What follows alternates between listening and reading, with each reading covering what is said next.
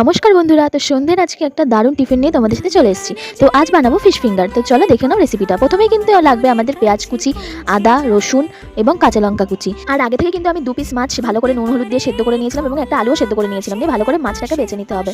এরপর কিন্তু একটু কড়াইতে বসিয়ে দিয়েছি। কড়াইয়ে একটু সামান্য তেল দিয়ে ওর মধ্যে পেঁয়াজগুলো দিয়ে দিয়েছি। পেঁয়াজটা ভাজা ভাজা হয়ে গেলে কিন্তু আদা, রসুন এবং লঙ্কা কুচিগুলো দিয়ে সেগুলো ভাজা হয়ে গেলে কিন্তু দিয়ে দিতে হবে লঙ্কার গুঁড়ো, হলুদ গুঁড়ো এবং লবণ। তো এরপর কিন্তু আমরা ব্যবহার করছি টমেটো কেচাপ। এবার দিয়ে দেবো কিন্তু বেছে রাখা মাছ এবং সেদ্ধ করা আলুটা।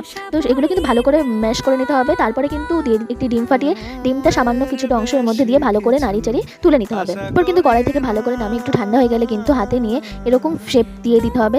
এরপর কিন্তু এগুলোকে ভালো করে ডিমের মধ্যে দিয়ে তারপরে কিন্তু ব্রেড গামসে ভালো করে দিয়ে দিতে হবে। তো ব্রেড গামস দিয়ে ভালো করে কিন্তু সবকটা আমি ফিশ ফিঙ্গার বানিয়ে নিয়েছি। তারপরে কিন্তু একটি কড়াই বসিয়ে দিয়েছিলাম। তো কড়াই তেল দিয়ে তেলটা গরম হয়ে গেলে কিন্তু সমস্ত ফিশ ফিঙ্গারগুলো তেলে দিয়ে ভালো করে ভেজে তুলে নিলেই রেডি আমাদের ফিশ ফিঙ্গার। তো বন্ধুরা, তোমরাও চাইলে কিন্তু বাড়িতে এরকম ট্রাই করতে পারো।